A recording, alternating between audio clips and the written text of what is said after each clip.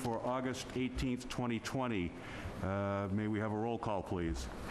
All the selectmen are present except for Mr. Tropiano, as well as Town Administrator Oh, God. Let's see. Town Administrator and Town Council. Yeah. Chloe, would you lead us in the pledge, please?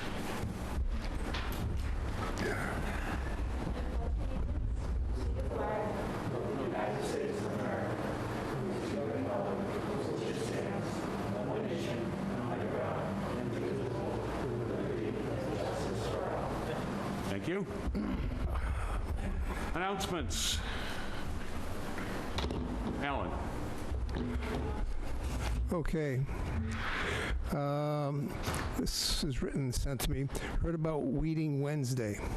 The Wareham Garden Club is attacking the weeds. They have weeded the Cape Flyer train station, Main Street bump outs and sidewalks, Memorial at Town Hall, Police Station, and tomorrow it is the library. Thank you, Garden Club members. Sandy. Okay. Anything else? No. No weeding. Okay. No more weeding. No more weeds. Jim. Want to let Judith go? No, she can go last. All right. No, I'm good. You're good? Okay. I have several announcements, thank you. First of all, there's a young woman named Z. Suarez who regularly collects food, clothing, bedding for the homeless. Tomorrow, she will be at the Onset Foursquare Church from 11 to 11:30. Every week, she posts on the social media, thank you very much for bringing whatever it is that has been brought. And it's just nice that there's somebody who's volunteering to help the homeless. And then there's a really nice young man whose name is Bradrick. Bradrick made a whole bunch of stones, kindness rocks. He painted them, and he gave them to Miss Suarez so that the homeless would all have something that meant something, that was a present from him. And I just think that's super. There's a young woman named Carrie McWilliams who's offering to give away free face masks. You can see her on several of the social media sites and contact her that way. There's a place called the Art Farm, 722 Main Street, just before the Redmond Hall on the other side. Every morning there are free art projects in bags, and they're basically aimed at children. There's squirt gun art or, that kind of stuff. But she also has veggies from her back garden, and you give a small donation for those. Speaking of veggies, Farmers Market every Thursday from 3 to 6:30 at 35 Rosebrook. Vegetables, occasionally oysters, and all freshly, locally grown. Upper Cape Cod Regional Technical School is giving out Chromebooks to all incoming freshmen and all transfer students. On Wednesday of this week, if your last name begins with A through G, you go. Thursday, your last name H through M, you go. And on Friday, N through Z, you go. Your parent and guardian must be there with you. There will be a makeup day on the 24th. I want to announce that there is a rescheduled planning board meeting for September 10th for the Wareham Village rezoning article, which has been advertised several times on not just local media, but also presentations by the planning board. I'd like to congratulate both the Onset Fire and Water District and the Wareham Fire and Water District for having their ISO ratings increased to 2 on a 1 through 10 scale. Their public protection classification will have a positive impact on your property insurance bills. In other words, the higher our rating, the lower your insurance bills, property insurance bills. Wareham Free Library is having a book sale August 20th from 9 to 4. Rain date Friday, the same time. And donations can only be given to the library during the sale. Thank you very much. Remember, it's going to be no touch, no contact. You drive through the parking lot and do it that way. And I just want to say another thank you to all all of the many people who post beautiful photographs on local social media. There are birds, and beaches, and flowers, and sunsets, and sunrises. Thank you all for sharing the beauty of Wareham. Okay, thank you. Citizens' comments. Don?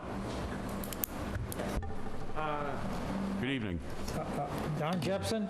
I'll be brief this time.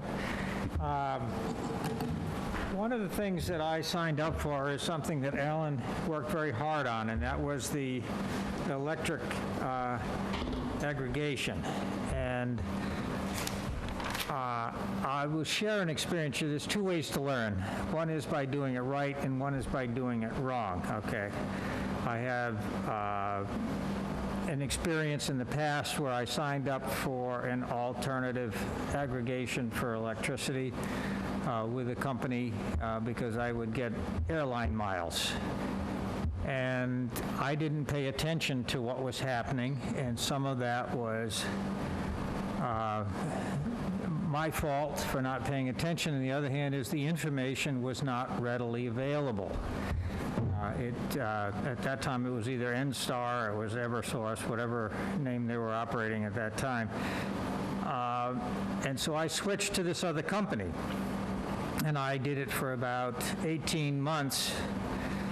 And then I determined that I should check on it. But all that time, I kept seeing my rates or my electric bill go up. And at that time, oil was going up. And what I did was then call somebody that I knew that was in town, a friend, and I asked him, could you show me what the rates are that you're paying? Because it kept getting bigger and bigger and bigger. And he sent it to me, and then it was then that I learned, and I don't know why Eversource or NSTAR doesn't put it on their billing, so when they have a competitor, they don't put down what they would have been charging you, because that gives you a barometer to decide, did you do the right thing or did you not do the right thing? Well, after 18 months, I learned that I was out about $450 more than I needed to be. I went to the website for that particular company, and I found out that it was pretty toxic, and there were people. So I went to the Attorney General's office, and they said, no, you need to talk to the Department of Energy. I went to the Department of Energy. Ultimately, I got about $50 back.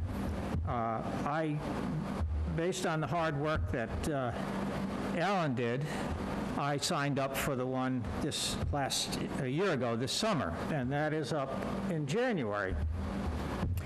And for the same reason that I don't know where I stood with the other company, it's the same situation now. And this affects basically the whole town, because your option was, if you didn't do anything, you were signed up.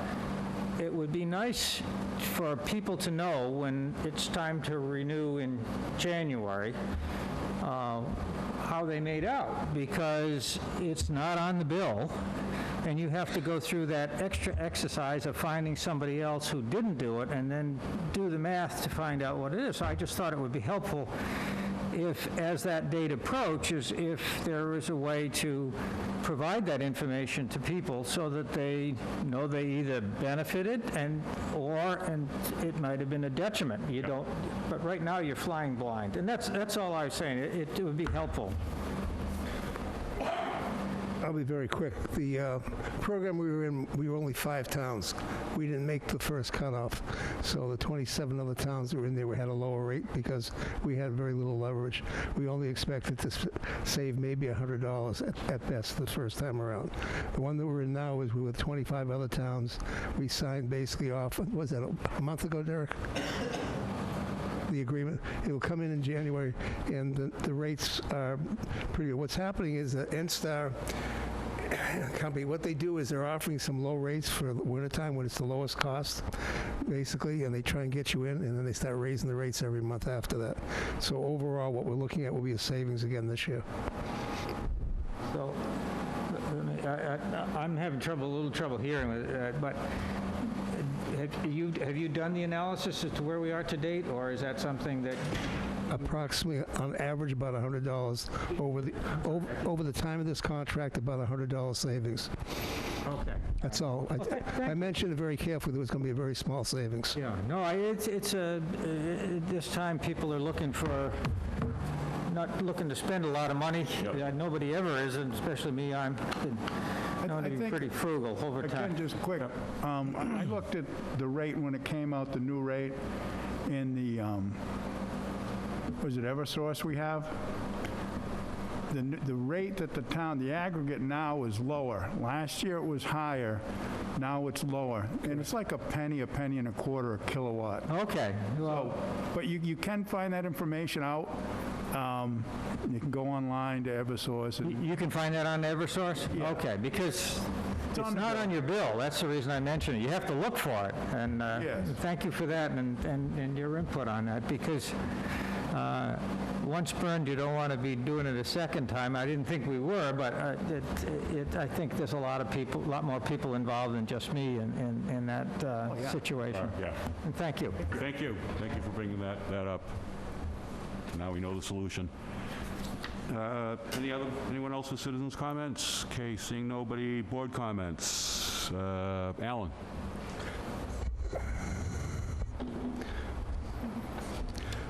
First off, for some reason, someone called me about the brewery on Main Street in Buzzards Bay. Why they called me for that, I have no idea. They want to know how come they were allowed to be open. So I tracked down Jimmy Potter, who was a selectman in Bourne, who was on vacation in Maine. Took me a few days to get a hold of him. And of course, the brewery, like the one we have possibly opening up on Main Street in Wareham, is through basically a farm type of a license.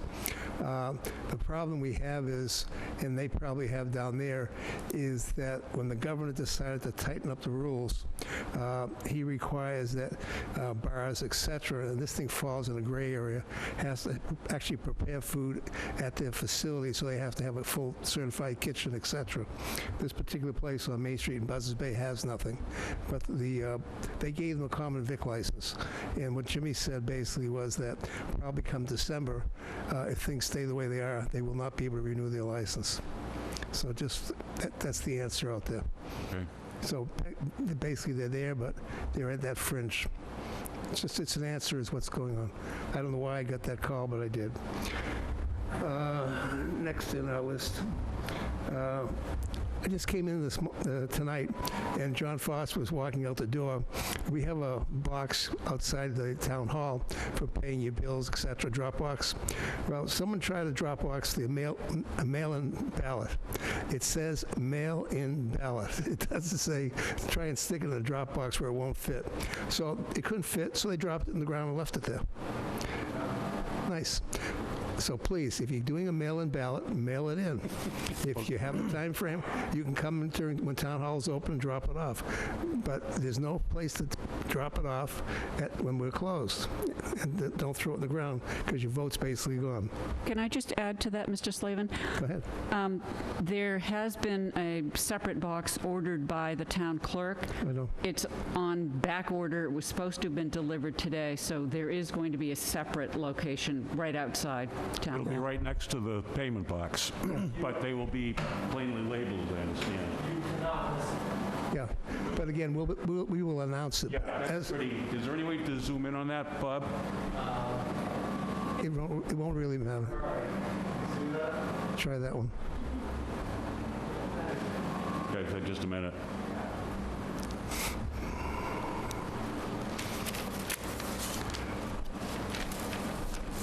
I'm hoping that we'll put it up on the town website so people know it's there Yep. with a picture. Are we good?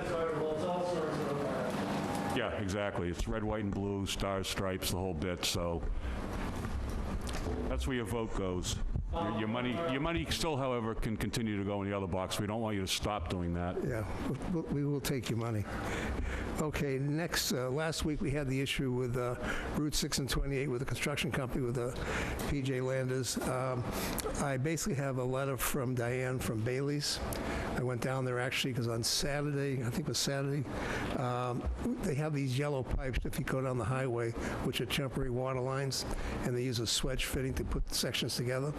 Well, between O'Reilly's and her restaurant, one of the pipes came apart. And of course, what happened was it flooded out her restaurant while she was full going, all the people there. They had to shut the water off in order to fix it. So she lost business during the day there, but also on that side of the highway, as far as the Onset Fire Department was concerned, they had no water. If there was ever any kind of fire there, they were out of luck. So that's just one of many issues happening. We also, I think we received a letter from Robin Daigle and stuff on her personal issue. So I have a letter from her, pictures from her, and a letter from Diane. Patrick's not here tonight, but just to know I haven't received anything else to send in yet. I was expecting to have more, but I haven't got them. So I actually emailed off one of them so the engineer would see what it was, and I've got the address of the actual person in Boston who's in charge of all this. And I got about 5 minutes ago, usually don't check, is from Diane. And yet another issue tonight. She didn't even tell me what it was, so something else bad has happened again. It's very discouraging that I know they have to pick contractors by bid and everything else, but, you know, I'm going to get in trouble. But Landis doesn't have the best history in the world, especially if you look at the Big Dig, et cetera. And this just keeps going and going. And I don't think they're going to make their due date as far as construction time frame. And there's certainly quality-wise, it's not there either. So I can apologize to everybody, but again, we have no control. And also, we had no control about the actual water lines. It's not part of the Wareham project. It's the Onset Fire and Water project. Yep. So again, but still, at the end of the day, we're still looking at it and getting blamed for it. Yeah, so anybody who's listening, you know, please, if you have an issue there and it's a safety issue or damage to your vehicle or something else, you know, let us know so that we can compile this information and get it to the state, because, you know, the more people who complain, the more likely you're going to get some action out of it. So yeah, the problem is when I talked to the state, I asked them what happens like when she loses a day's worth of income. She said, well, they can make a claim to the construction company. The state doesn't cover any of that. Yeah, they're insured. And so the construction company has the that's part of what the construction bonds are for. yeah. So I'm just saying, but you got to go through that mess, and that's not easy to collect. Another piece of sad news. John Mcauliffe was a town administrator in Wareham back some years ago. I'll just say very quickly that John wasn't treated very well by a former Board of Selectmen overall. He was here, and they had what I call the Midnight Massacre, where they, at the last minute, bounced him out because he wouldn't lower the rates for the EDU and stuff, which was kind of sad. John was a great guy. He was really pleasant. He passed away August 15th. So I'd ask for a moment of silence for John, for the town of Wareham.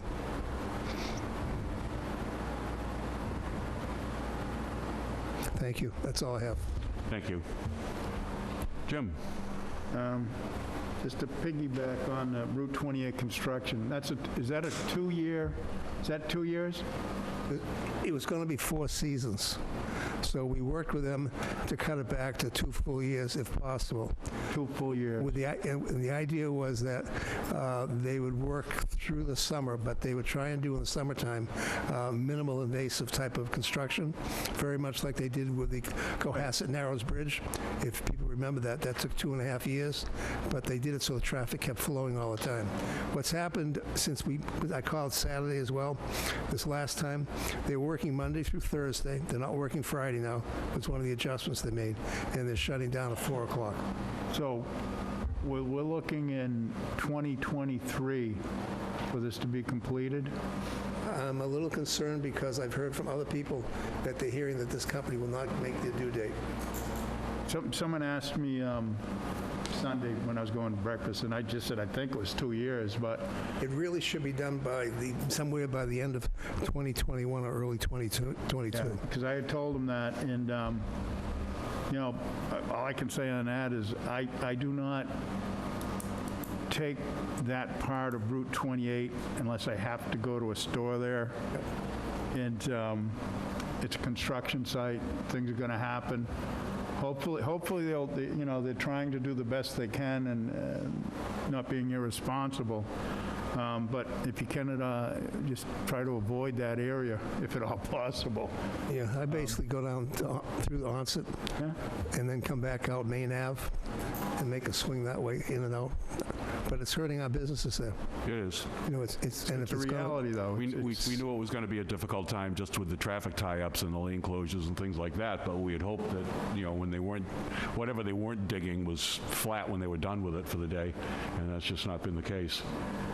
No, So they need to start doing compaction if they're going to leave it for more than a they day. usually compact, temporary patch, let it settle, and then they come back and Yeah. do it. Because if they do it otherwise, it's just going to settle out on them, Yeah. unless they compact every foot or something.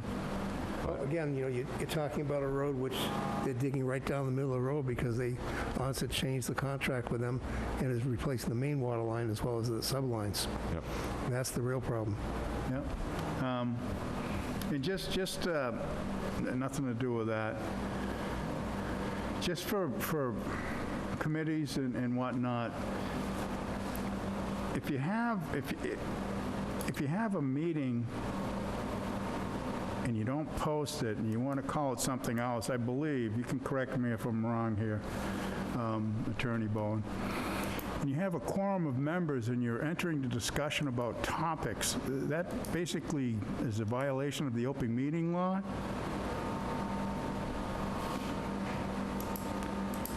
If you could, please, if you don't mind. It's easier. With your permission, Mr. Chairman, it depends.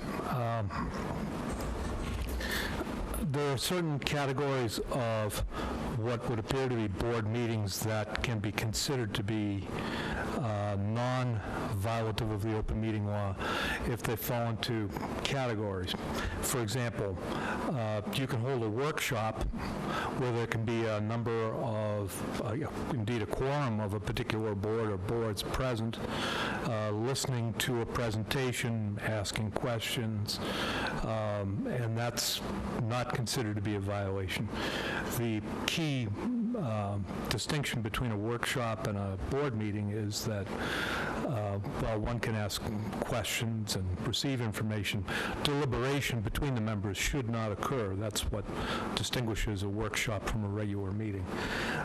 Another possible exception is the site visit, where a quorum of a body could go out to a site, review the conditions, take in the information that they need with their eyes and their ears, and that wouldn't be considered to be a violation. But not discuss their opinions of...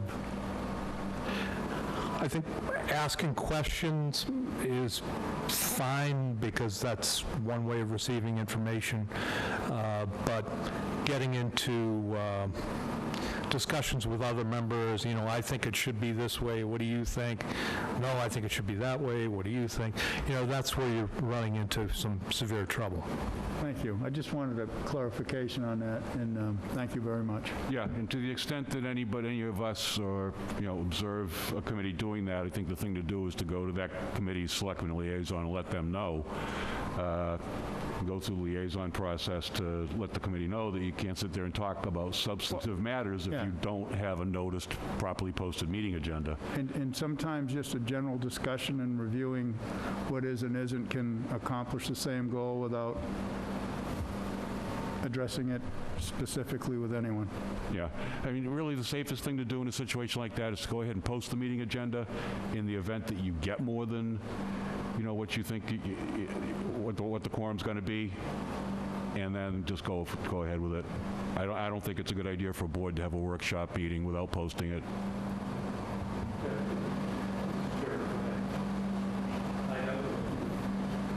I know I recently had an inquiry from a department head about workshops, and the way it was presented to me was that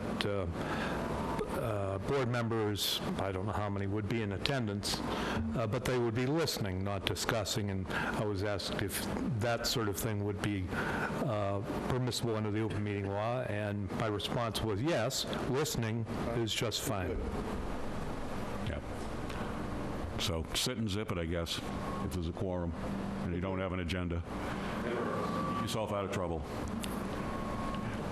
Did you have any more? No, no, just, no, I'm good. No, that's a good one. I cause enough trouble. Yeah, that's okay.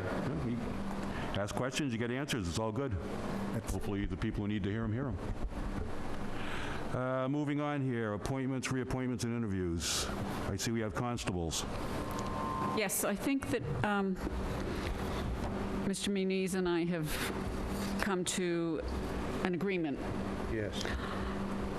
over a period of time. And I want to thank Mr. Muniz because he had started a project that I actually finished, which is creating some new applications for either renewals of constables or for new constables, and we will bring that up next week for the board's review and so on.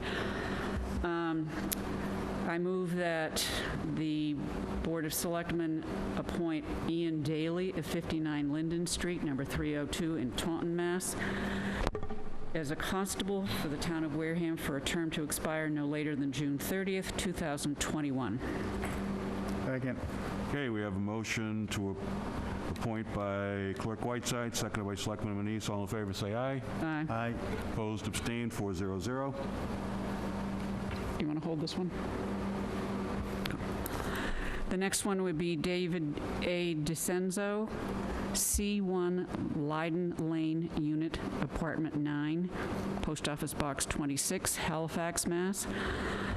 I move that the Board of Selectmen of the town of Wareham appoint this individual as a constable for the town of Wareham for a term to expire no later than June 30th, 2021. Second. Motion to appoint by Clerk Whiteside, seconded by Selectman Manise. All in favor, say aye. Aye. Aye. Opposed, abstained, 400. I move that the Board of Selectmen appoint Cynthia Follis, 5 Beverly Way, Wareham, Mass., to the office or the position of constable for the town of Wareham for a term to expire no later than June 30th, 2021. Second. Okay, motion to appoint by Clerk Whiteside, seconded by Selectman Manise. All in favor, say aye. Aye. Aye. Opposed, abstained, 400. Move that the Board of Selectmen appoint George W. Morse of 27 Highview Drive, Falmouth, Mass., as a constable for the town of Wareham for a term to expire no later than June 30th, 2021. Second. Motion to appoint by Clerk Whiteside, seconded by Selectman Manise. All those in favor, say aye. Aye. Opposed, abstained, 400.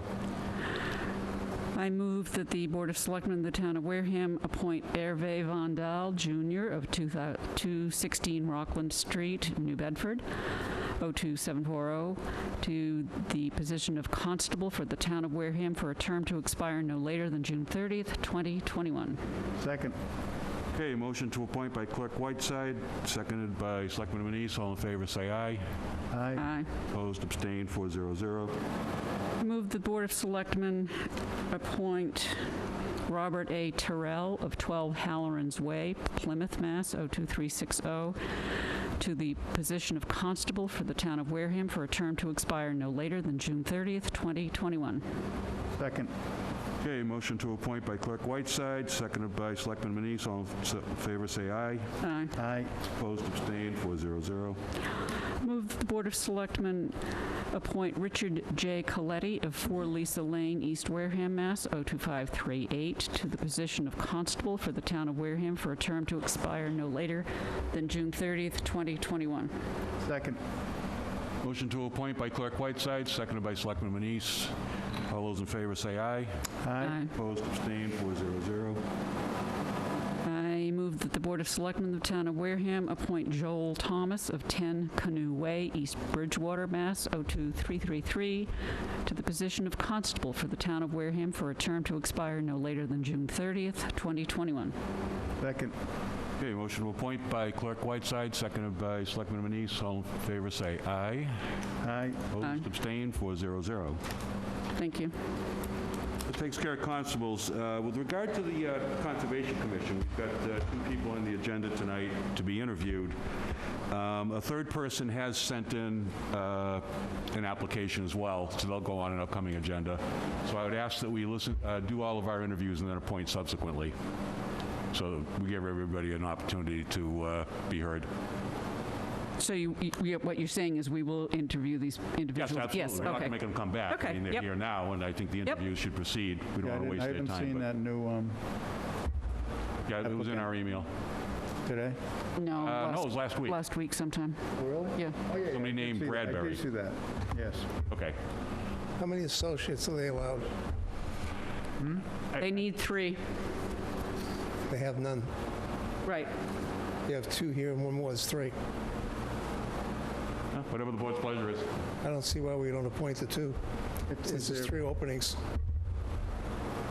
I have no problem with that. If there's 3 openings and 3 applicants and we hear them. Yeah, because the Conservation, wanna do on that. Conservation Commission is down to 5 out of 7 members. One of the members sold his house and is moving out to the West Coast. This happened a few days ago.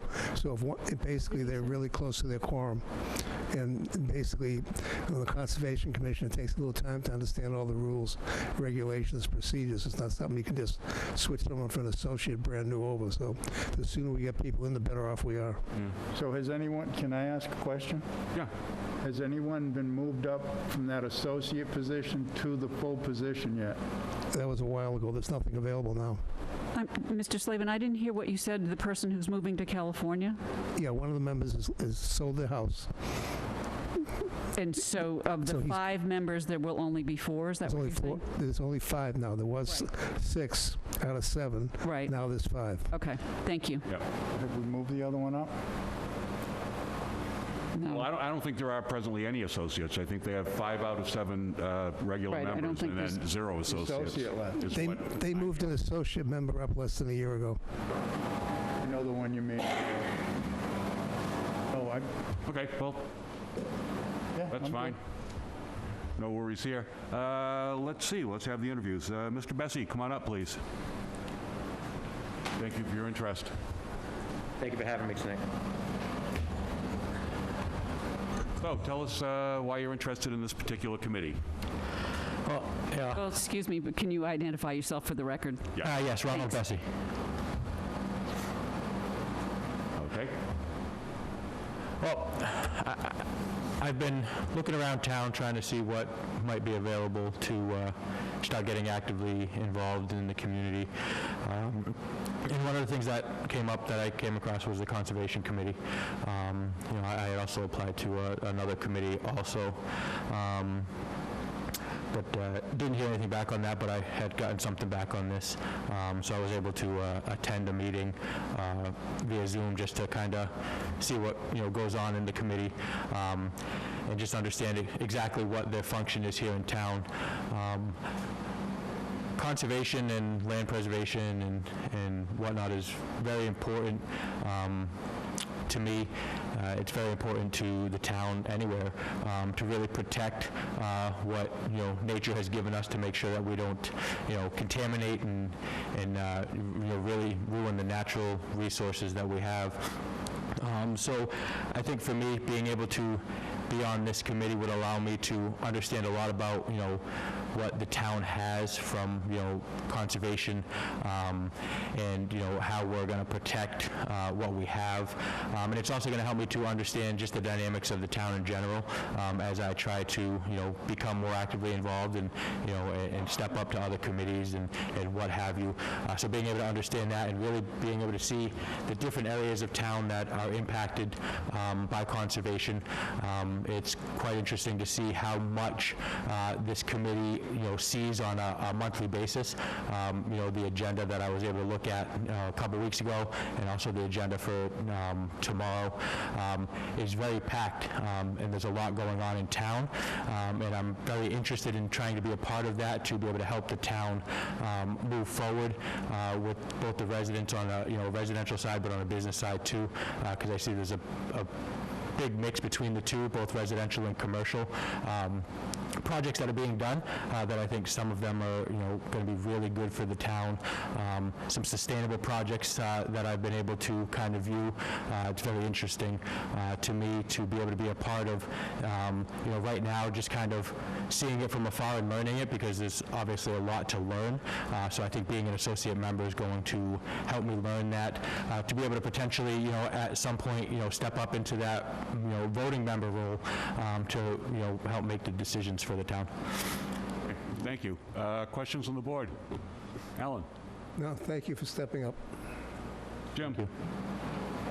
I think, like Mr. Bessie said, on the Conservation Commission, the associate member is a non-voting member, so it's a good opportunity for people to learn the dynamics of committees, how they function, the processes, and as Mr. Bessie has demonstrated, he's interested in the town and becoming active in the town, and so I think it would provide a great opportunity for him. Thanks. Okay. Judy, any questions? No, the online application for committee membership has left off the most important part, and Ms. Garrity from our office did ask you to submit the letter with the reasons that you would like to join this commission, and exactly what you just said. So thank you very much for responding to that, and we will get the online application fixed so that we don't have to. Yeah, there's no uncertainty there. People need to understand there's two things: fill out the online form and submit. And then submit a letter of interest. of interest and why you want to serve. So thank you for doing that. Yes, thank you. Or, if I might, or have a adequate space that you can elaborate. No, We've got some real elaborators, Jim. You need a lot of space. yeah, you really need. I think, Some people but get wordy. I understand what you're saying. Yeah. But he's I met the... We can talk about it another time. Yeah. Thank you. Okay, you get a motion? Motion to approve.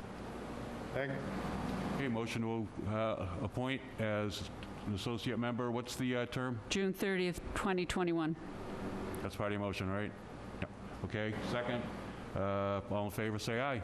Aye. Aye. Opposed, abstained, 400.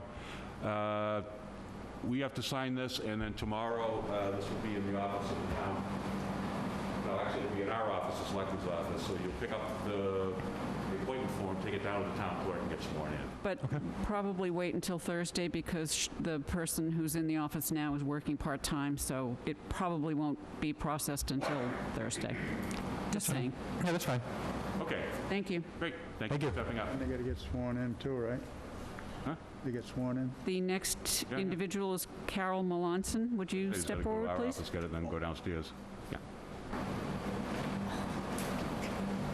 Just for the record, the Conservation Commission did recommend both of these individuals for appointment as associates. Could you identify yourself for the record, please? Yes, my name is Carol Malonson. Hi, Carol. Hi, Alan.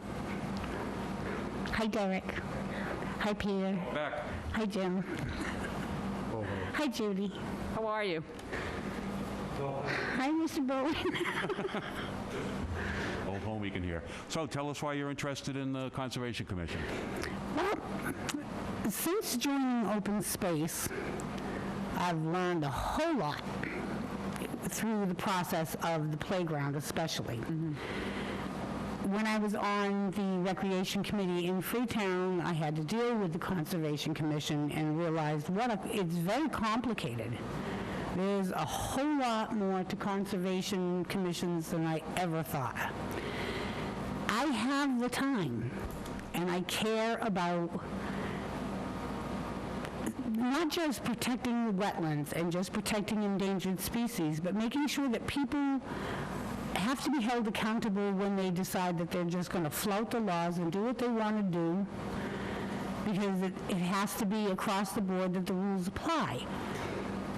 Through the first Zoom meeting, I discovered that there's a lot to learn. So being an associate gives you that time to learn, because it's a new language. It's like trying to learn French in a lot of ways. but there is so much that impacts it, and the group was so helpful with any questions you had, they answered.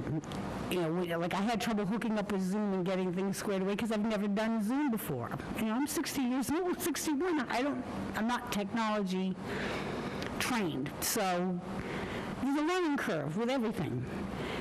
And I think being an associate member would be a great learning curve and give me a chance to decide whether or not this is something I want to go with full-time. But I have the time to devote to it. There's absolutely no reason I can't devote time to doing more for the town. This is where I live. This is what I care about, is where I live. So I thought conservation would be a very good fit for me. And they have a need to be down as low as they are. They definitely had a great need for board members. Just one question. You did attend one meeting by Zoom? Yes. Yeah, okay, thank you. Questions, Alan? No, just Carol's already worked with Sandy, so you'll continue to have that unique experience. Yes. She's wonderful source of information. And we speak the same language, so that helps. Yes, it does. Jim? No, thanks for stepping up. I know you're on open space, and you've done a lot of work with the playground up there in Shangri-La, and hopefully that'll be moving. Yeah, well, I'm getting ready to get out the bats and start clubbing people. Right, Derek? I have to crack the whip. Never confess to the crime ahead of time on air. Well, I'll threaten to club them instead of clubbing them. Much better. You'd think I'd be skinnier from all the running I have to do. Okay, we have a motion. I'll make a motion that the Board of Selectmen appoint Carol Malonson of 4 Peaceful Lane, East Wareham, Mass. 02538, as an associate member to the Conservation Commission for a term to expire no later than June 30th, 2021. Second. Motion by Clerk Whiteside, seconded by Selectman Slavin. All in favor, say aye. Aye. Opposed, abstained, 400. It's unanimous. Same thing, Thursday. Stop by the Selectman's office, get your form, take it down to the clerk, and Get sworn in again. Okay, absolutely. Thank you. Thank you. thank you for stepping up. Just a piece of information. The associates are one-year appointments, so you just have to renew each year. Regular committee members are 3 years. Right.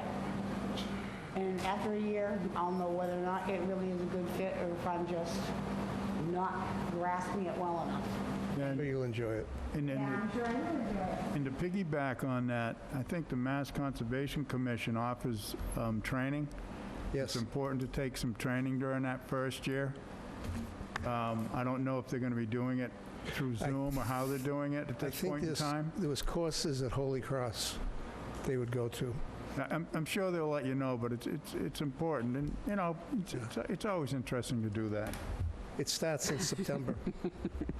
Starts in September? Yeah. It probably, Holy Cross? it was at Holy Cross.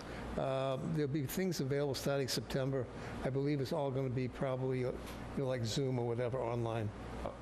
Because nobody's going to go direct right now. I'll bring it over. You check with Sandy, she knows. Yeah. That's a good thing to do. The other thing is, the other thing we should be doing is when they go to get their appointment sheets is they should be given a copy of the committee handbook that They are, Clerk Whiteside prepared a few years ago. 2014. Good. Okay, licenses and permits. Okay, we have before us an application for a secondhand dealer license from Clam Shack Antiques. All of the paperwork in here is in order. The one sort of fly in the ointment is that the individual who owns the company does not own the real estate. And the owner of the real estate is not current. But I don't believe that that's a reason for us to hold up a license to somebody. On taxes? That's correct. So the Clam Shack Antiques is all set with everything except that, he doesn't own the real estate, so he can't get that. So I would move that, Oh, we can ask, Did you catch all that? I believe you're correct. Tenant, applicant, landlord, no pay taxes. Yeah, with your permission, Mr. Chairman, the law makes tenants responsible when it comes to applying for licenses under Chapter 40, Section 59. Years ago, the law was written a bit differently, where there was a separation between the two interests, but the legislature changed it about 20 years ago. So that's something for the tenant to work out with the landlord. Is it a reason for us not to issue the license? Because if he's not in business, he can't possibly... That's purely a discretionary call on your part. So there would be no problem in issuing the license? No. Thank you. Well, He's not delinquent. He's not delinquent. yeah. Right. With your permission, I mean, this is one where you have the discretion to hammer the person or not, depending on how you want to act. My inclination would be to grant the license to Clam Shack Antiques. He understands very well the position that he's in terms of his landlord. So I'll make a motion that the Board of Selectmen grant a license to Clam Shack Antiques, 3249 Cranberry Highway, Buzzards Bay, for a secondhand dealer license from May 1st, 2020 through April 30th, 2021, with the condition that no articles are to be stored, displayed, or offered outside the described licensed premises or on a sidewalk or public way unless the license expressly so provides. Okay, we have a motion to grant the license by Clerk Whiteside. Is there a second? I'll second for discussion. Okay. Go ahead. I think it's a difficult position for the applicant if the landlord is delinquent on the taxes. I don't know if I have that in my packet, and I don't know to what extent.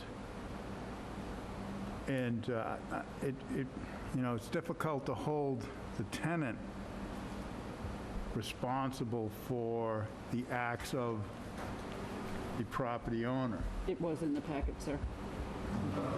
Yeah, this information was in the packet. And I just want to express my feeling on that, and I think it's important for us to discuss it, and that's why I seconded it. And I don't know if anybody else wants to opine on it.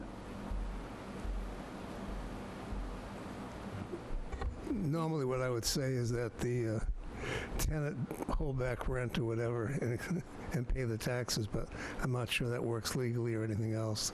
The tenant doesn't have much leverage at all. But the problem is, if the gentleman doesn't pay his taxes, the town of Wareham decides to take his property, then what happens to the tenant as well? I mean, this is a tough time right now for any business to survive.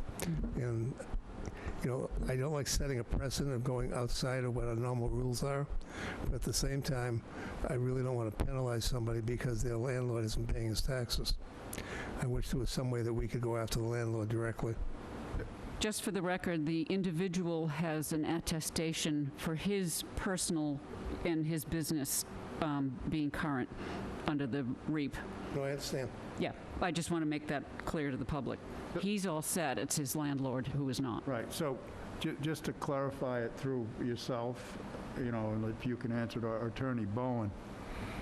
So if the owner of the property is not current on their real estate tax, we can hold the tenant like hostage from issuing a license because of that?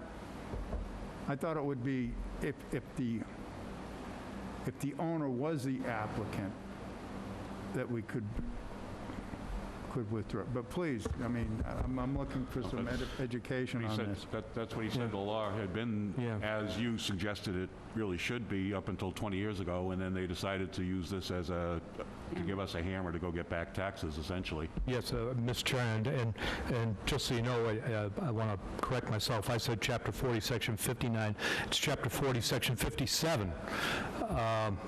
which at subsection B says the licensing authority may deny, revoke, or suspend any license or permit, including renewals and transfer of any party whose name appears on said list, furnished to the licensing authority from the tax collector with respect to activity, event, or matter is carried out or exercised, or is to be carried out or exercised on or about the real estate owned by any party whose name appears on said list furnished to the licensing authority from the tax collector.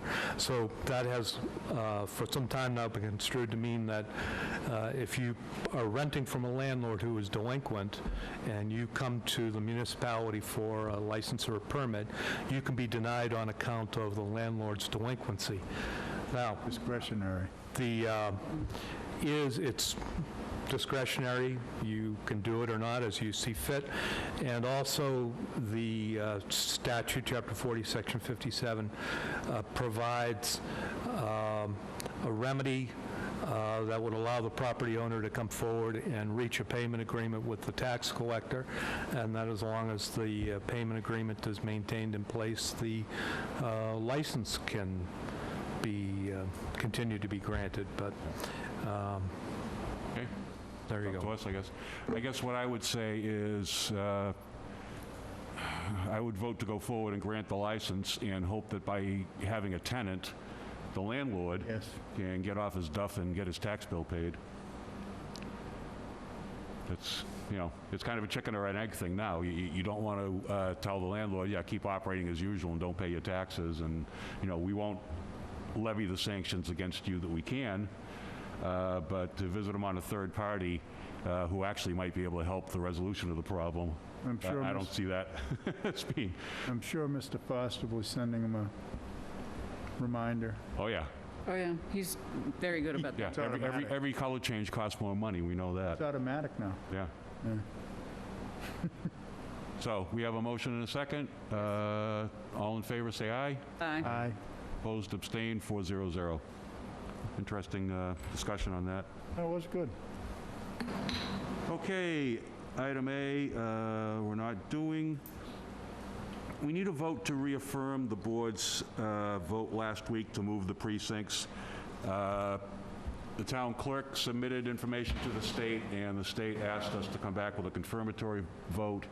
I sent out an email last week that contained the information that the state was looking for, so that it was essentially our certification that it wasn't going to cause any issues with voting in terms of interference with fundamental rights to vote, that it wouldn't work any discriminatory problems by moving the precincts and things of that nature. So this is just a vote to confirm what we did last week. Motion so made. Second. Okay, motion to confirm by Selectman Slavin, seconded by Clerk Whiteside. All in favor, say aye. Aye. Aye. Opposed, abstained, 400. Yeah, it's kind of interesting in the COVID age with the emergency legislation, and people read things a certain way, and then they send it off to the state, and the state says, well, yeah, kind of, but you got to come back and say it again. So it is what it is. By doing this, it takes away any problem. COVID-19 update.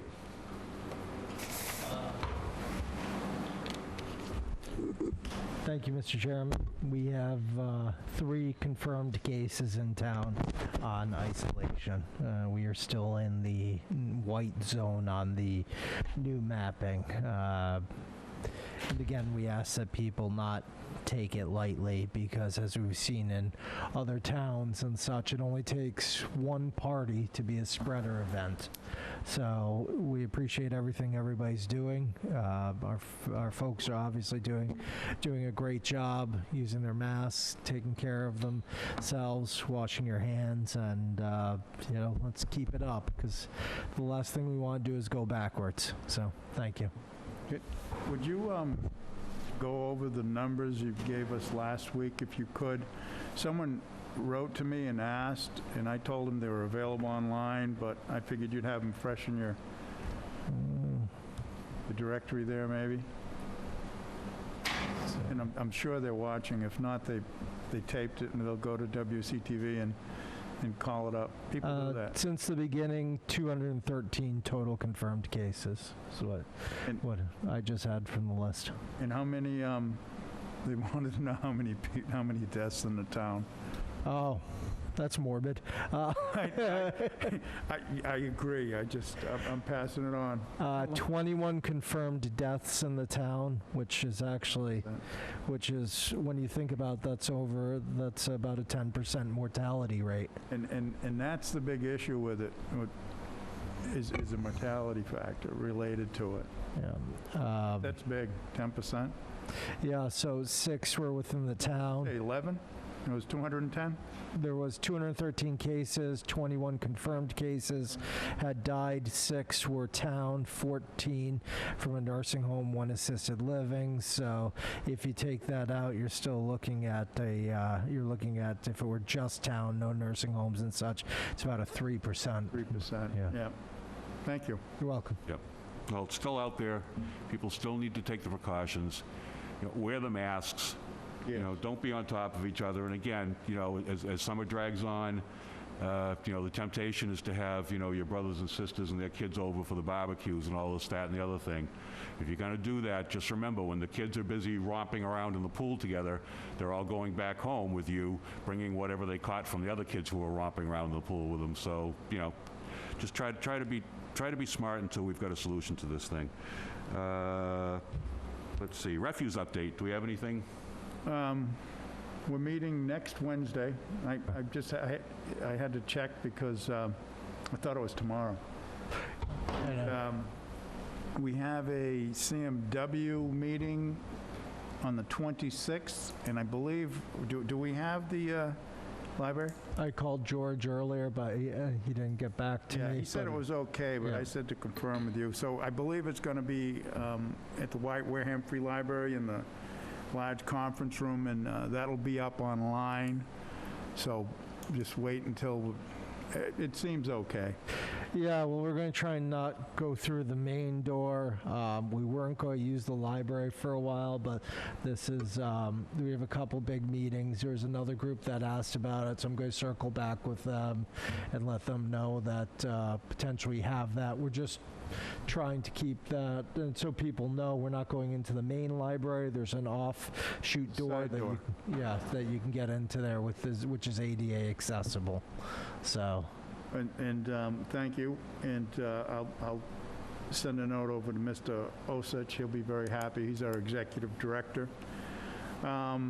Worked on a little spreadsheet on cost factors related to number of users for a transfer station and price for the sticker in order to cover the operational side. So I did that. Well, I'll utilize that next week when we meet with Carver. That's the meeting I was talking about. Mr. Sullivan and I are meeting with a selectman from Carver and their town administrator discussing a possible solution to the transfer station and hopeful continuing operation of it. And a lot of work and looking at other town structures, and been doing it for quite a while, actually. And I've gotten a number of emails from citizens saying they would like to see the transfer station continue because they utilize it. And we'll just have to see how things work, and we're doing our best to make it a reality. That's it. Okay, thank you. May I just add to that, Ms. Titlebaum? Yeah. Sorry. I want a transfer station, Thank you. please. Thank you. Are you donating a transfer station? No, one of my joys in life is going to the dump.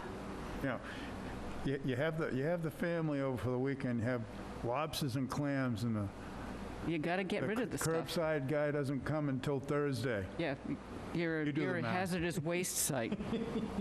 There you go.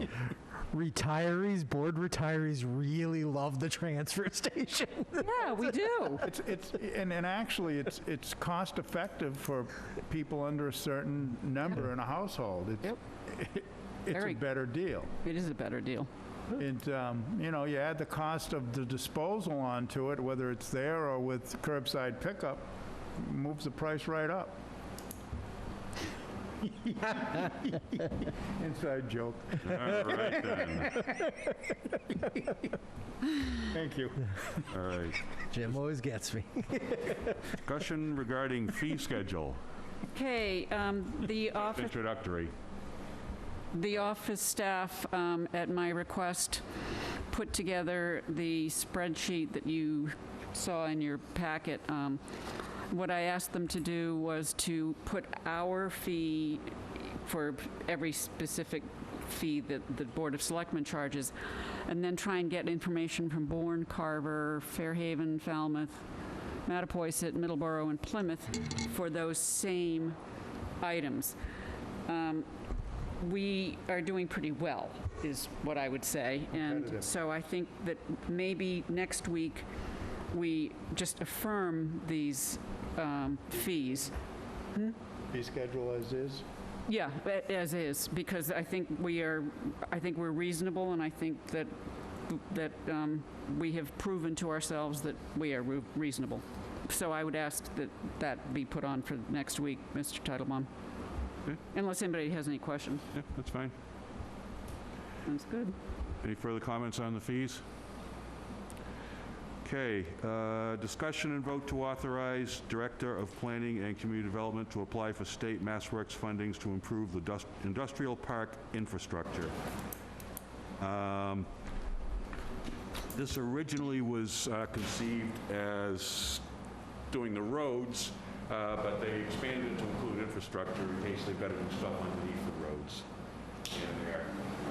These are grants where, well, actually, Derek, why don't you speak to this? You probably know more about these MassWorks grants than I do. No, that was, I thought you guys had all the documentation sent to you by Mr. Buckland? Yes. We did, Okay. but just the total consumption. Well, what do you want to know? We'll just explain what it is and why we want it. It's a grant from the Commonwealth that pays for infrastructure that, towards things that could lead to more businesses. So it's And- good to get more money into the town. Yeah, exactly. But it also requires some level of matching investment for the town, but it's a very low match. About 5%, right? Yeah. Not even that. So it's never any fun to ask him to try to, come up with the money, but it's a lot easier to ask him to come up with the money if the Commonwealth advances 95% of it. Is that a fair statement? Yeah, so I don't know if you've seen in front of you, the amount requested from the MassWorks program is $3,430,875. It was 3 million. What's that? 3 million? Yeah. Oh, okay. So it's like 2.5%. Total project budget is 3.549875. So you'd see that's some of the town portion in there, about the 119,000, which they'd said would come from town meeting. So obviously you'd want to see what you can get towards that, whether you'd use free cash. Sometimes you can use some sort of other obligations in there that we've already budgeted and such. Let me see, they're at yep, so they're looking total project budget, matching funds 119,000, which would go towards the design, engineering, and permitting and bidding portion. So, we discussing this now? Yeah. I took a ride down the industrial park roads, and they don't look in terrible shape. And I know there's life expectancy and whatnot. And I understand that they're looking for applications related to the MassWorks, and it is a good capture and return on investment. I was wondering if there's any thought given to extending Patterson Brook to have access to the lot in the back, I think owned by the Bliss Family Foundation. I had spoken to redevelopment about it, and I think I've mentioned to you and Ken Buckland, and that would really open up a sizable portion of industrial property, which is sort of Wedged. shaped like a pork chop and has a very Yeah. narrow opening on 28, and you'd have to put a long road in there, where if you come in the back of from Patterson Brook, now the opportunity for developing comes lower, and would probably a bit more, be a bit more interest for possible development. And the last thing I think we want to do is lock that off. And at the end of Patterson Brook Road would be where you'd continue through, where there's planned development moving forward. So I hope that that's been given some thought. I've mentioned it to a number of people over a year, and I don't see a lot of open lots in the industrial parks. I think we have a fairly high occupancy rate in all the buildings. So just food for thought. Thank you. Yes. I appreciate what you're saying. On the other hand, my belief is that in 10 years, there will be no such thing as a shopping mall. And so the buildings that are currently occupied by any number of companies that have filed bankruptcy, that are selling themselves out, I would rather use what is already there if it's going to become available. I'm not disagreeing with you. I'm just making a comment that we have a whole lot of commercial and industrial property that, in my belief, is going to be unable to continue to pay the bill, and we should be thinking about that at the same time. Yeah, I understand what you're saying. So, I'm not disagreeing with you. I'm just throwing it out there. Yeah. I mean, I keep hearing that we need more commercial and industrial space from the Redevelopment Authority and from all the studies that we're having done, and everybody says, oh, you need more space and this and that. And I pay attention, and I guess I have a sad life, so I read these things. And and so... And go to the dump. Yeah, I go to the transfer station, too. Thank you. So, we just took the opportunity to put that thought out there in a public forum so that you can, people know that I believe that it's a viable alternative. And if you, it's not saying we develop it, it's just saying that let's try to keep the opportunities open, so if in the future you want to do that, it's there, and it's just not this, it's more economically feasible to do so. Thank you. Thank you. One of the issues that we have is that we have a lot of smaller businesses in the industrial parks. There's small pieces in there.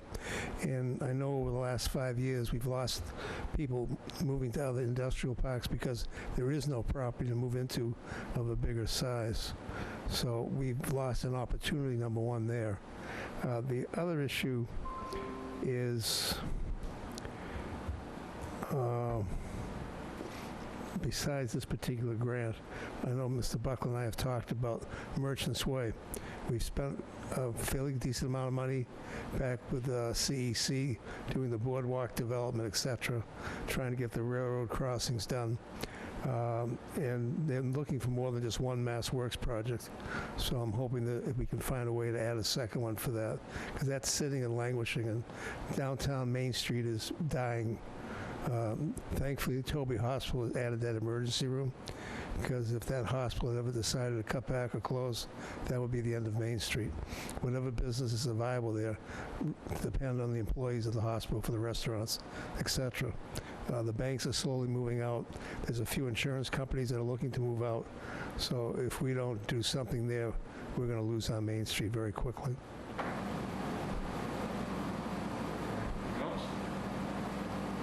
Get a motion? I move to authorize the Director of Planning and Community Development to apply for the state Mass Works funding to improve the industrial park infrastructure as presented. Second. Okay, we have a motion by Clerk Whiteside, seconded by Selectman Slavin. All in favor, say aye. Aye. Aye. Opposed, abstained, 400. Thank you. Okay, next up, we have a couple of employee hires from department head level. I move to ratify the hiring of Alicia Clinton as a paramedic. Second.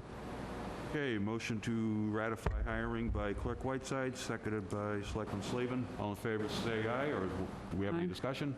I just want to say, I went over and reviewed the applications and had some discussion with Doreen. It was very good. It's a good learning experience for me, and I'm in full favor of the appointments. Great.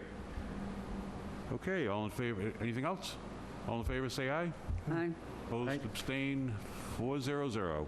Move to ratify the hiring of Thomas Bilodeau as a communications officer. Second.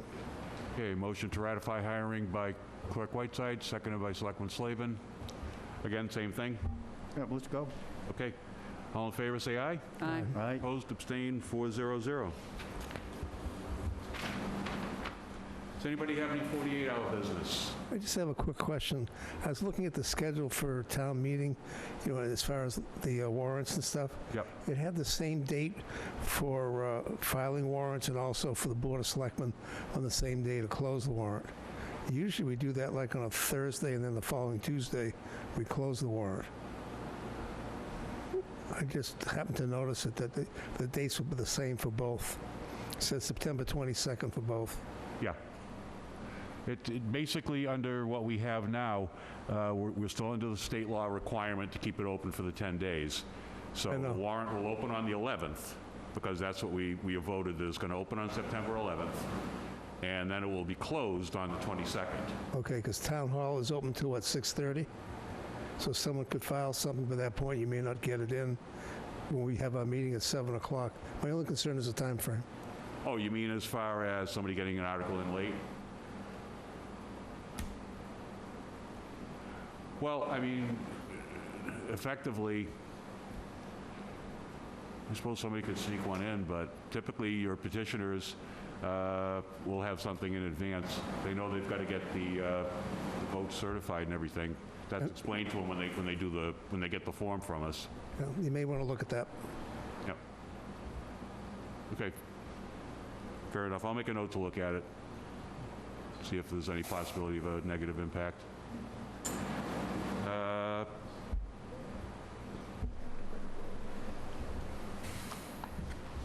48 hours business? Anything? Late stuff?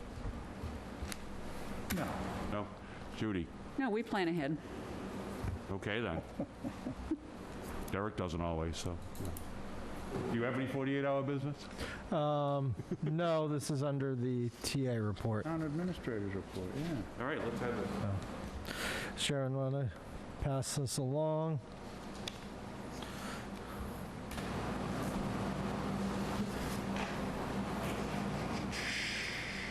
Sharon, we have the, It's all the same? yes, that's,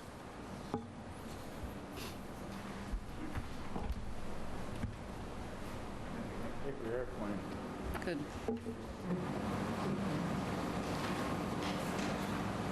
Thanks, Jim.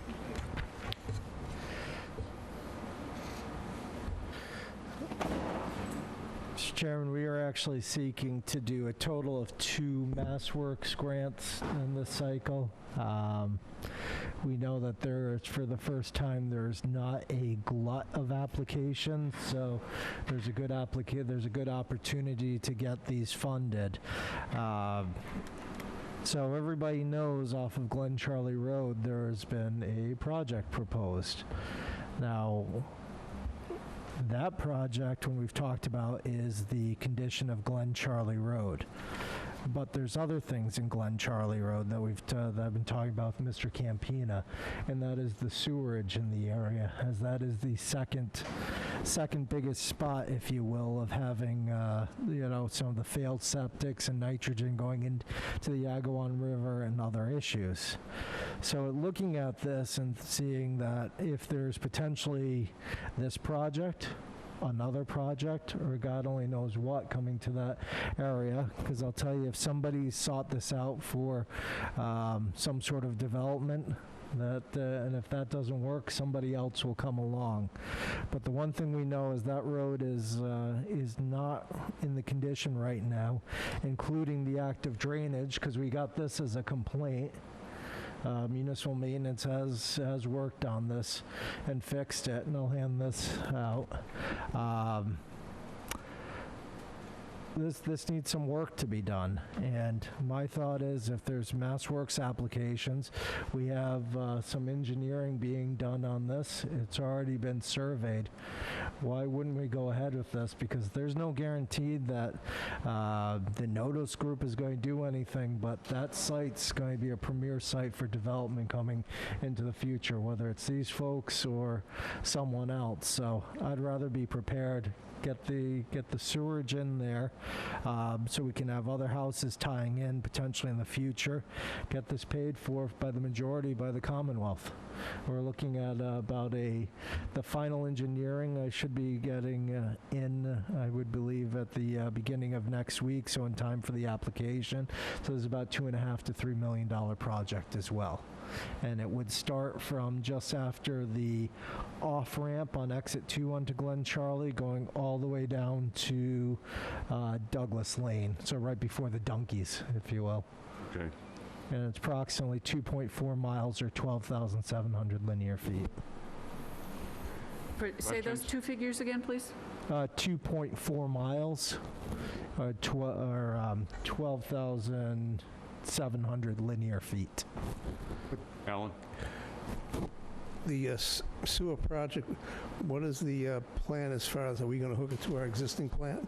Or are we going to have a new facility to take care of it, whatever happens? You're speaking years ahead, which is why we're putting this stuff in. We're just putting lines in, no connection, just the line, because if there were to be a connection in the future, there'd have to be an upgrade to the facility or enough work done to the I&I.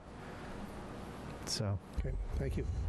So yeah, that's a good point. It's not to actively connect.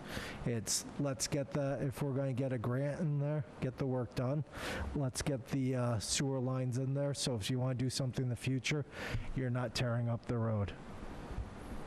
Selectman Whiteside? Yeah, I had a conversation with one of the sewer commissioners and asked her what our capacity was in terms of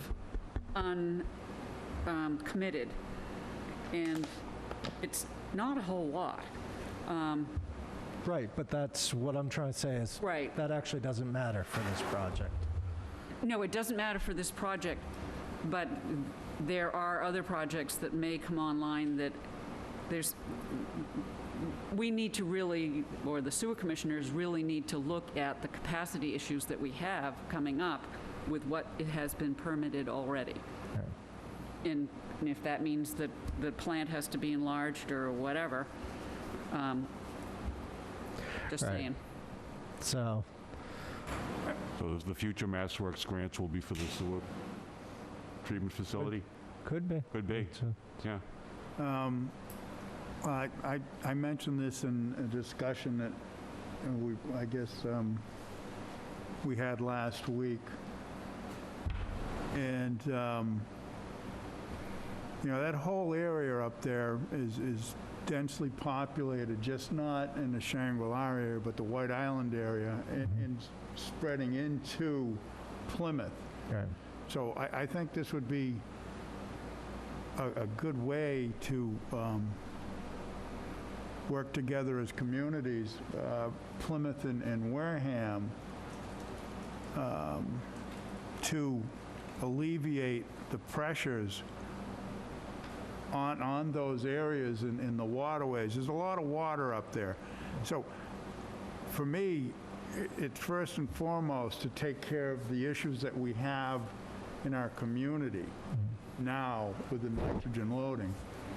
And That's how I look at it. It's not to put it there and let someone else jump in because, well, these people are already paying lots of money. So, and it would save on the cost of the betterments for the users. So that's how I look at it. I don't look at it so much as developing that empty parcel.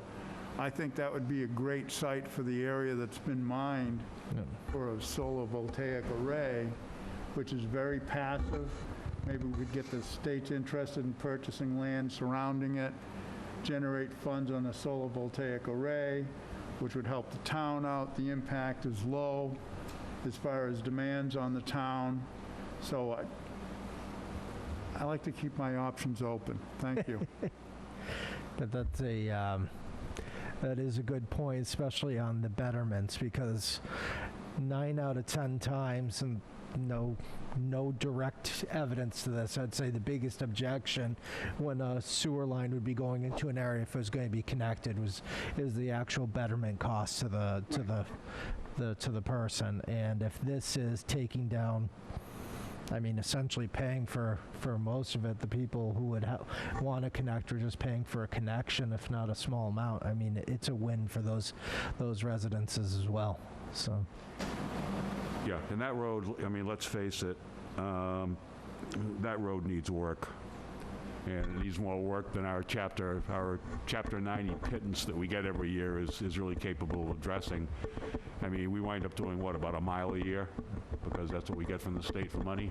Yeah, about, you get about $800 and some odd $1,000, depending if there's a little subsequent release. So we have 120 miles of public ways in this town, so you can, under the state funding formula, you can look forward to getting your road done. If it was just done last year, it's going to be your great-great-grandchildren who see the paving equipment in 120 years come down, because it's just something. Alan's fought them for years on this, and it's... Unfortunately, we can't use Mass Works grants for our roads, can we? Infrastructure. Can we? You can't, or you can't use Chapter 90s to offset the... No, Mass Works monies, we can't use that for our main roads. We can't use them. Like the roads that run parallel to High Street. What is that? Oh, Kennedy Lane back there? Kennedy Lane. That's horrible. Church is actually number one on the list for this year. But you can use Mass Works grants for those projects? No, unless there's some sort of... Business or right. That's what I thought. So that's an unfortunate thing. You have to cast it as a business or job development. Yeah. But Church Ave, which if you don't live if you don't live in Pinehurst, the Church Ave, people think it's a non-used back road, but they use that as their main way to get down if you're coming, and then they come out Kennedy Lane on. Isn't Redwood Village down there? Is what? Redwood is. In Redwood Village, and is some medical offices down there, and so back to the churches to pull in there. Yep. My understanding is there might be some really happy people on that road. I'm sure you hear it. Thank you. I'm all set. So I would think if it pleases the board, I'd ask for a motion to be able to apply for the sewer improvement project. So moved. Second. So. Okay, motion to authorize an application for the Mass Works project for Glen Charlie Road by Clerk Whiteside, seconded by Selectman Slavin. Good, Mr. Chairman, would you mind just doing sewer improvement project? Sewer improvement project. And roadway. Yep, that's fine. That's what the motion was. All in favor, say aye. Aye. Aye. Opposed, abstained, 400. Thank you. Hear that? Here we go. Liaison initiative reports. Alan. CEC met Monday. We were talking about possibly providing a dumpster or two right at the entrance to the beach at Onset. We sat down, we had Kat from the OBA come down, and the discussion went back and forth, and we decided as a group, all of us, that it didn't make any sense because if we put a dumpster down there, most likely what would happen is the local residents or people who are down there for the summer back and forth will be using that in order to get rid of their trash. They've had this issue before, so it didn't make any sense at all. We're going to meet with Town Administrator Sullivan. He doesn't know that yet. We have a couple other ideas that he may or may not allow us to do. You'll enjoy it, don't worry. I'm open in 2021. Yeah. It'll be interesting anyways. Working with SERPED, we have 2 EDA grants we're working with for 2 different areas. These are economic development, opportunities basically. They are grants which we don't pay anything back. It's not like a loan or anything else. We're on the top of the list because EDA for the New England region has a push real hard to get some projects in. The first project was New Bedford, which for their infrastructure in the harbor, which was done about 2 weeks ago, was $11 million. So we're trying to get these done, but we have to qualify for a bunch of different pieces in order to get it all done. This is at the federal level. It's not a state grant. We're also, I believe, we're helping out with one of the Mass Works grants, doing some assistance for writing letters, et cetera, to help the town in that as well. As far as the state goes, there's been no meetings in the last week and a half. The governor has basically frozen everything at phase 3, step 1. Yep. And as everybody knows, he really cranked down on the size of meetings, and in particular, he was going after, bars and stuff, that are bars trying to get around it by having, food sent in, or food like hamburgers, hot dogs, whatever. He wants to have a real, common vic license with a full kitchen, etc. And they're going after those pretty strong, mostly in Boston, because a lot of bars in Boston are skirting the rules. This is what it starts as, but unfortunately it affects all of us. Another issue that came up, I got a call, and I'd like to thank Derek and Dave Menard. Doug Beaton, the family, they have a bunch of cranberry bogs, but they also work a bunch of bogs for other people that they manage. Their crop is somewhere in the range of $6 million a year in revenue for them. The drought has really taken a problem. They're watering every day, and they need water. So I got a call from Doug saying, can you help us? And I contacted Derek. Derek basically got the information to Dave. There's a project which happened to be going on downstream a little bit, which affected lowering the Tremont Dam, but they're asking for us to drop the dam level, the water level down on the dam. But we couldn't do it right away because of something else going on. But I believe they've already come up with a plan and everything's in place. At the same time, I'll read approximately, I don't think I'm doing anything wrong by reading it. They're talking with the Cranberry Growers Association about their options long-term. Hopefully, we will be able to present a plan to the town and the growers that serves most of our needs. Just as an aside, actually, what came up, and I've told Derek about it, is they might even consider, if the power plant project doesn't go off and work at all, they might consider purchasing the dam from the town, which takes all that liability and responsibility away from us. Interesting. It's like a plan B. And that's downstream from the dam? No, the dam itself. No. Yeah, but from that dam, there's a bunch of cranberry bogs that feeds in the water there that they need. So I believe that's been arranged, and Derek can answer when it's happening, but if it hasn't happened, it's about to happen. Yeah, if you look at the Tremont Pond, which is really the Wewianick River, as you're going over the causeway on Main Street, and you look, I guess it would be north, you can actually see the river, and it's just a big mud flat. Now, there are also growers north of that. Yep. So I think it's a careful balance beyond what we have the ability to calculate.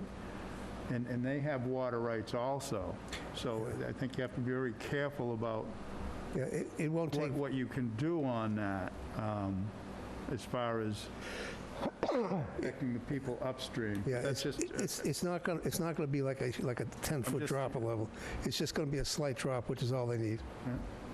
I just made a statement, that's all. Yep. So it's a good thing we're able to work with the growers and everybody's happy. Good. Anything else? That's enough. Okay, thank you. It's not really a liaison report, except it is. The Board of Selectmen is current on all of its meeting minutes. However, they are not posted on the website. And so I've been working with the office staff to make sure that that gets done by the end of September. The minutes have all been written and voted on and sent to the town clerk's office. Because of the new individuals in the office, they were not quite sure of how to get that done. So we will get 2020 on first, and then we will go back to 2019 and to cover that missing bunch of minutes. Yep. And I just want to say, I appreciate the willingness of the office staff to try and catch up on what needed to get done. Okay. Thank you. Jim? Do any liaising? Well, and like I said, we have the CMW meeting next week. The 22nd's coming up pretty quick, right? That like Saturday, Hazardous Waste Day. Yep. I was thinking on that, and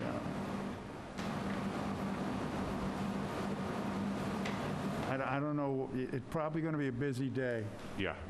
and you can go to Wareham at the Municipal Maintenance Building, or you can go to Benson Brook Road in Marion. Those are your choices. There's no